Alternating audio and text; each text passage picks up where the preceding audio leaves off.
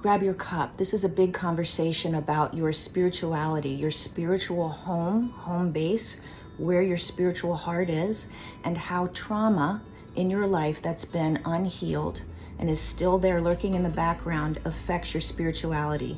Not your religion and what you believe in your head, but in your heart, how connected you are. So I'm going to compare it to a house, because just like any house, this makes it easy to see. So think about the houses that people live in. There are some things that are the same in every house. Every house has a door. Every house has rooms with walls that divide the rooms.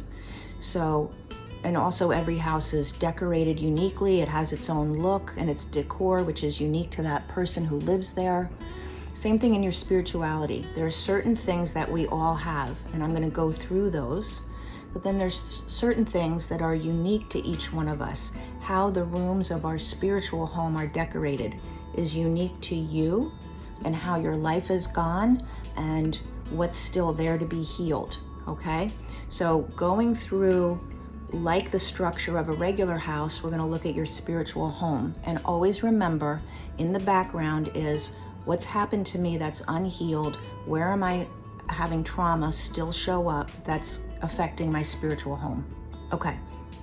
Just like any home, the foundation is the most important, right? You can hear somebody say, well, the house needs a lot of work, but it's got good bones. The foundation is good, so it's a good buy. Foundation is critical. If it has cracks, if it's crumbling, the rest of the house is not supported. You don't have what you want to have in the rest of the house. So in the foundation of your spiritual home are three things. The first one is unforgiveness.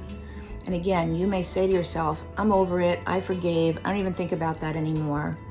But if unforgiveness is in your spiritual heart, that's going to affect all the other rooms of the house. It's about you, not them. So unforgiveness is a place to look.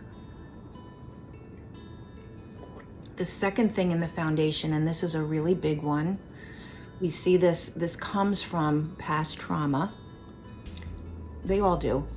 Unforgiveness does too, but negative or wrong beliefs.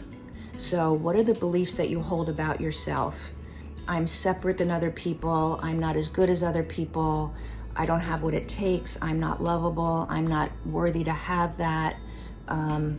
People abandon me. I'm here on my own. All of those beliefs come from your life experiences, and they're negative and they're wrong. The truth in our spirituality is we are connected to God, always worthy, always lovable.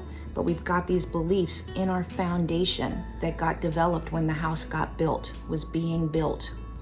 So we need to get rid of them, okay? That's going to affect the rest of your spiritual home. And the third thing in the foundation are harmful actions. That's the way that you choose to nurture yourself, the way that you know, your behaviors for your physical body, your food that you eat, how you manage your sleep. Do you use things to numb out from, having painful thoughts? Alcohol, food, sex, shopping. Those are ways that we numb out. Also, do we nurture ourselves spiritually with downtime? Do we overwork and try to please everybody and do everything? That's a harmful action. That's a harmful pattern that's there in your foundation from not being taught how to nurture yourself and understanding the importance of that. So that's your foundation. Those three things will block everything else in your spiritual home, okay? Now we're going to move up to the first floor, and the first floor of your spiritual home is all about your identity, how you identify with yourself, how you perceive yourself. And just like with any other room, right? You can walk into a room and it feels really good to be in that room. You're like, oh, I want to sit here all day. I love this room. It's beautiful. It's light and airy. It's got good energy. Or some rooms you walk into and it's like, ugh, I avoid that room. It's got old, ugly furniture. It's got clutter in it, a lot of stuff. There's no place to sit down and be comfortable. It's dark. So what does your room look like as I go through these? That comes from unhealed past trauma, okay? This is the connection between trauma and spirituality.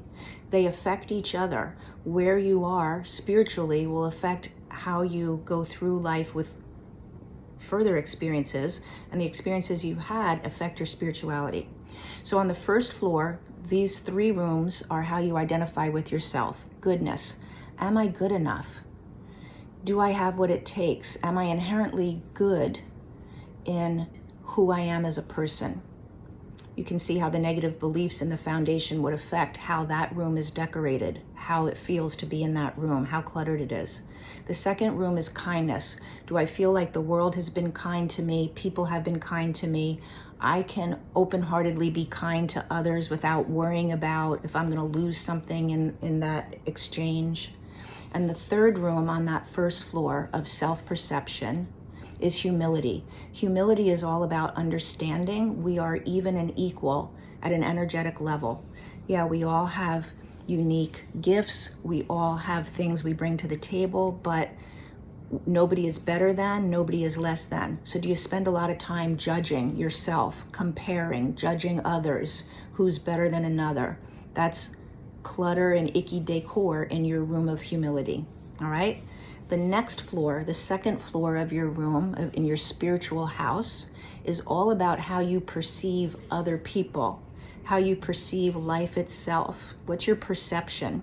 There's 4 rooms on this floor. So how are your rooms decorated? The first one is trust. Do I trust that life works out for me? Do I trust other people? Do I inherently trust in, my relationships? Do I trust in expressing myself? The second room on that floor is love. Am I freely giving and receiving love, or do I have a wall up? Am I guarded? Do I expect not to get love? Do I think I have to work really hard and get love by what I do, or do I just receive it for who I am? The third room on that floor is joy.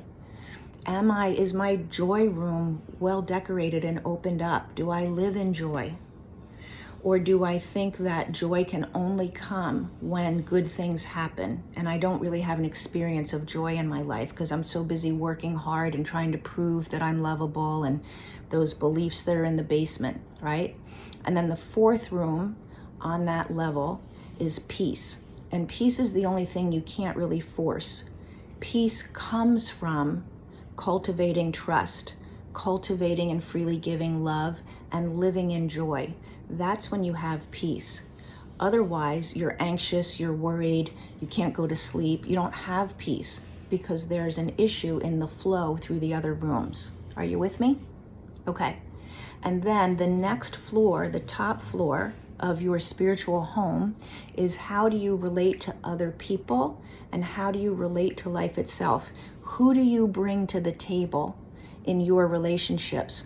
Who do you bring? How do you show up in the world? How do you relate to other people? Based on all the things we've already talked and really what's in the foundation.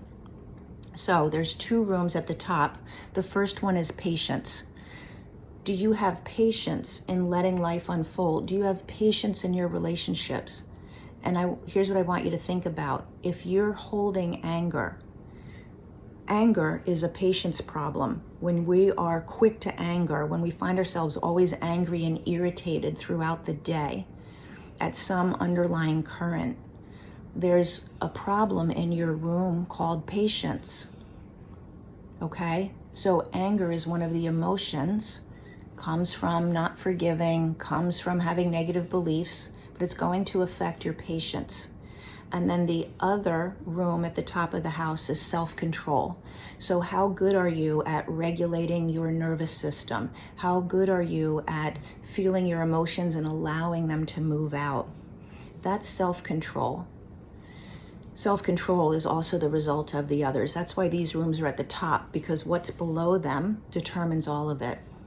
So I didn't get into it today, but each of the rooms affects certain systems of your body, the immune system, digestive system, like that. Each of the rooms you can probably see affects your relationships and affects who you are. And there's all a component of unhealed trauma in the background and the clutter that's in your foundation. That's the work that we do, and that's why it's so important. It affects your spirituality. I would love to hear your comments and thoughts on that. If you have any questions, let me know.